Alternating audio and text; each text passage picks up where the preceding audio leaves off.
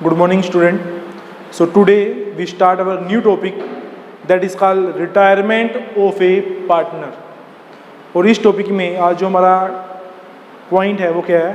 Revaluation of asset and liability. Revaluation का मतलब कहता है पूर्ण मूल्यांकन करना संपत्तियों का और दायित्वों का. रिटायरमेंट के टाइम पर हम एसेट और लाइबिलिटी का पूर्ण मूल्यांकन कैसे करेंगे उससे रिलेटेड मैं आपको एक एग्जाम्पल से क्लियर करता हूँ. A, B and C are three partners sharing profit and loss in the ratio of 2:1:1. अगर सी फर्म से रिटायर हो रहा है तो सी रिटायरमेंट के टाइम पर अपनी एसेट और लाइबिलिटी में जो चेंज हुआ है उसके सी के बिजनेस स्टार्ट करने से लेकर अब तक सी के रिटायरमेंट के टाइम तक एसेट और लाइबिलिटी में जो भी चेंज हुआ है उस चेंज से जो प्रॉफिट और लॉस हुए हैं उस प्रॉफिट और लॉस को किसको मिलेगा हिस्सा? सी को हिस्सा मिलेगा. तो उसके लिए हम एक अकाउंट प्रिपेयर करते हैं. That account is called revaluation account. कि जो एसेट और लाइबिलिटी में चेंज हुए हैं उसका मूल्यांकन करना है. तो उसका मूल्यांकन करने के लिए जिस अकाउंट को क्रिएट किया जाएगा that is called revaluation account.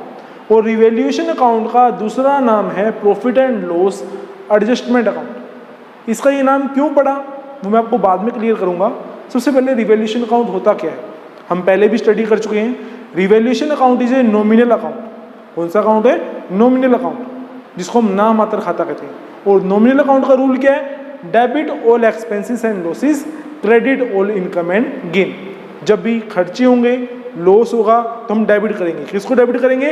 Revaluation account को. जब भी इनकम होगी या गेन होगा हम क्रेडिट करेंगे. किसको क्रेडिट करेंगे? रीवैल्यूएशन अकाउंट को. अब यहाँ पे वैल्यूएशन किसका कर रहे हो? एसेट और लाइबिलिटी का.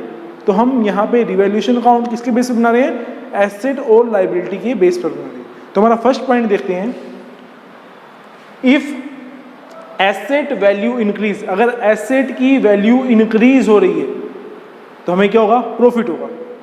प्रॉफिट होने पर हम रिवैल्यूएशन को क्या करेंगे? क्रेडिट करेंगे. हमने कहा कि रिवैल्यूएशन इज नॉमिनल अकाउंट और नॉमिनल अकाउंट का रूल है credit all income and gain. तो हम रिवैल्यूएशन को क्या कर देंगे? क्रेडिट कर देंगे. तो यहाँ पर हमने रिवैल्यूएशन को क्या कर दिया? क्रेडिट कर दिया.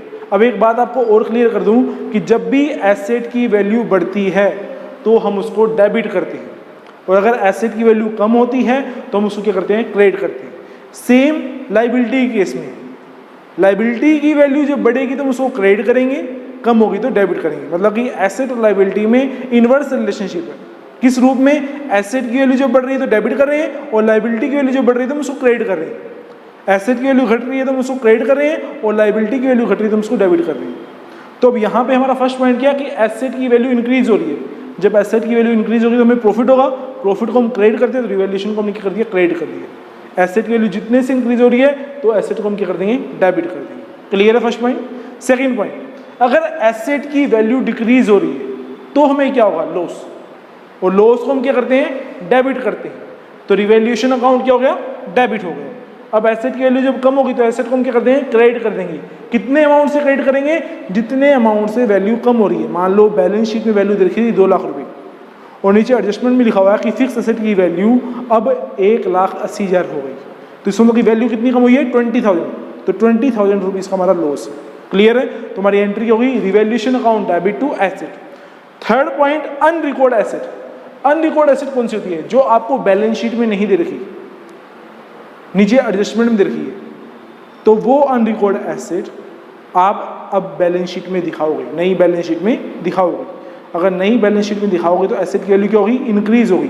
और जब एसेट की वैल्यू इंक्रीज होती है तो हम उसको क्या मानते हैं? प्रॉफिट मानते हैं. प्रॉफिट को हम क्या करते हैं? क्रेडिट करते हैं. तो रिवैल्यूएशन को हम क्या कर देंगे? क्रेडिट कर देंगे. और अनरिकॉर्ड एसेट को क्या कर देंगे? डेबिट कर देंगे. अनरिकॉर्ड एसेट को यहाँ पे डेबिट क्यों करा? क्योंकि एसेट की वैल्यू इंक्रीज हुई है. क्योंकि आपने पहले दिखा नहीं रखा था, अब दिखाओगे तो एसेट की वैल्यू क्योंकि बढ़ेगी. क्लियर है यहाँ तक बात. अब बात है लाइबिलिटी की. अगर लाइबिलिटी की वैल्यू इंक्रीज हो रही है, जैसे 3 पॉइंट एसेट के थे वैसे ही 3 पॉइंट लाइबिलिटी के हैं. लाइबिलिटी की वैल्यू इंक्रीज होगी. लाइबिलिटी क्या होता है? उधार. अगर उधार बढ़ेगा तो हमें क्या होगा? लॉस होगा. लॉस को हम क्या करते हैं? डेबिट करते हैं. Debit all expenses and losses. That's why revaluation account debit. और जब लाइबिलिटी की वैल्यू बढ़ती है तो हम लाइबिलिटी को क्या करते हैं? क्रेडिट करते हैं. तो लाइबिलिटी को हमने यहाँ पे क्या कर दिया? क्रेडिट कर दिया. अगर लाइबिलिटी की वैल्यू डिक्रीज हो रही है मतलब कि उधार हमारा कम हो रहा है. मान लो मैंने बैंक से लोन लिया था 10 लाख रुपए का, अब मैंने 6 लाख का लोन चुका दिया, तो तो लाइबिलिटी मेरी क्या होगी, कम हो गई। अब मुझे उधार कम चुकाना पड़ेगा, तो मेरे लिए क्या प्रॉफिट है, तो रिवैल्यूएशन को हम क्या कर देंगे, क्रेडिट कर देंगे। और जब लाइबिलिटी की वैल्यू इंक्रीज होती है तो हम उसको क्रेडिट करते हैं, डिक्रीज होती है हम क्या करते हैं, डेबिट करते हैं। Last point, unrecorded liability. Unrecorded liability क्या होती है, वो लाइबिलिटी जो अभी तक आपने नहीं दिखा रखी बैलेंस शीट में, पर अब आगे न्यू बैलेंस शीट में दिखाओगे, तो इससे लाइबिलिटी की वैल्यू क्या होगी, बढ़ेगी, तो हमें क्या होगा, लॉस होगा। लॉस पर हम रिवैल्यूएशन अकाउंट क्या करेंगे, डेबिट करेंगे, और टू अनरिकॉर्ड लाइबिलिटी। अब इस जनरल एंट्री के बेस पर हम रिवैल्यूएशन अकाउंट प्रिपेयर करते हैं। How to prepare the revaluation account, तो फर्स्ट एंट्री देखते हैं। हमने फर्स्ट एंट्री करी asset account debit to revaluation, तो यहाँ पे रिवैल्यूएशन को हमने क्रेडिट करा है, तो रिवैल्यूएशन अकाउंट में क्रेडिट साइड पे क्या आएगा, बाय एसेट। उसके अपोजिट वाला, आपको जर्नल से लेजर अकाउंट में अमाउंट ट्रांसफर करना आता होगा, एक बार दोबारा क्लियर कर दूं, asset account debit to revaluation. Revaluation को आपने क्रेडिट करा है, तो रिवैल्यूएशन अकाउंट में क्रेडिट साइड पे आइटम आएगी क्या, उसका अपोजिट वाला। एसेट को डेबिट करा है तो बाय एसेट के नाम से यहाँ पे आइटम आ गई। किस चीज़ की आई, वैल्यू इंक्रीज हुई है तब आएगी। क्लियर है बात। उसके बाद अगर एसेट की वैल्यू डिक्रीज हुई है तो एंट्री क्या होगी, revaluation account debit to asset.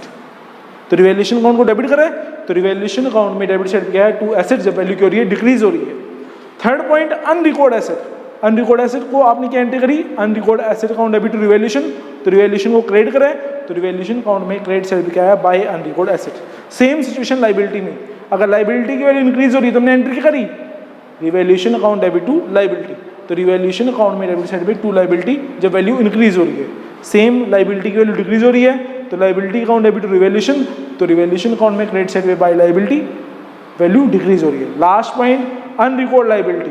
Unrecord liability कौन सी है, जो हमने नहीं दिखा रखी, अब दिखाएंगे, तो revaluation account debit to liability, और रिवैल्यूएशन अकाउंट में डेबिट साइड क्या है, टू अनरिकॉर्ड लाइबिलिटी। यहाँ तक क्लियर है बात। अब जैसे हमने फर्स्ट चैप्टर में profit and loss appropriation account बनाया था, profit and loss appropriation account जब बनाया था तो हमने देखा था कि क्रेडिट साइड अगर ज़्यादा हो और डेबिट साइड कम हो तो हम लिखते थे to profit transfer to capital account in their old ratio. तो सेम यहाँ पर भी ऐसे करना है, to profit transfer to capital account in their old ratio. अब ये साइड प्रॉफिट वाली साइड है और ये साइड लॉस वाली साइड है। कैसे, देखो, एसेट की वैल्यू इंक्रीज होगी तो क्या होगा, प्रॉफिट होगा। अनरिकॉर्ड एसेट नहीं दिखा रखिए, दिखाओगे तो एसेट की वैल्यू इंक्रीज होगी तो क्या होगा, प्रॉफिट होगा। अगर लाइबिलिटी की वैल्यू डिक्रीज होगी तो क्या होगा, प्रॉफिट होगा।